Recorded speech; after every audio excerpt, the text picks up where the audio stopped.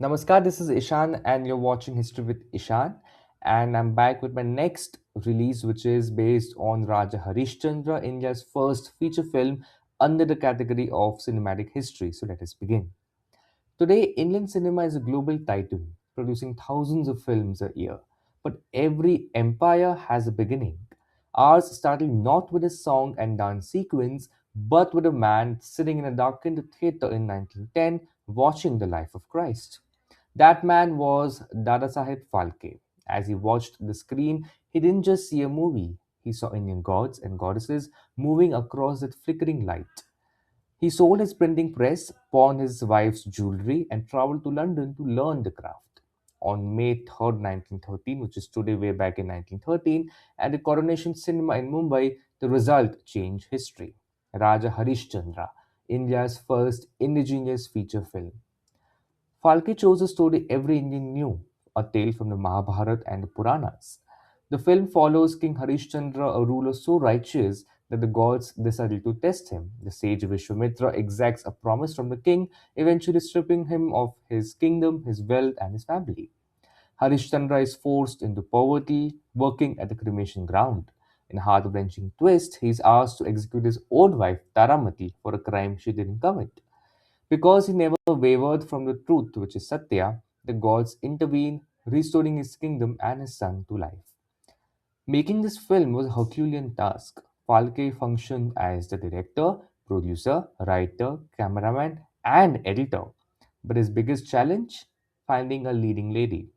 Anna Salunke was actually a cook at a local restaurant before Phalke spotted him and his feminine features and convinced him to play the queen.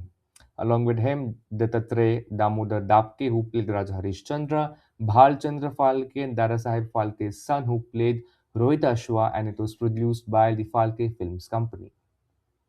Phalke used trick photography or stop motion to show gods appearing and disappearing, effects that blew the minds of 1913 audiences. While the British were importing Western films, Phalke proved that India could tell its own stories using own technology. It established the mythological genre which dominated Indian cinema for decades. Without Raja Harishchandra, we might not have the epic storytelling style we see in modern blockbusters like Bahubali. The film spanned 3,700 feet of a runtime roughly of 40 to 50 minutes across four reels. Dadasaheb Phalke is now celebrated as the father of Indian cinema. Today, the highest honor in the Indian film industry is the Dadasaheb Phalke Award, a tribute to the man who risked everything for a flickering dream. Next time you're sitting in a high tech IMAX theater, take a moment to remember the cook who played a queen and the visionary who brought the gods to the silver screen. So that's all, a very small dose of history for today, a sneak peek into India's film history, into India's film industry, or let's say into the origins of Indian film industry, or Bollywood as we all say today. So thank you so much for watching. I hope you enjoy watching my video. Please hit the like button, comment down below your views, share it with your family and friends, and subscribe to my channel History with Ishan for more updates from Indian history. Thank you so much. Take care, goodbye, and Jai Hind.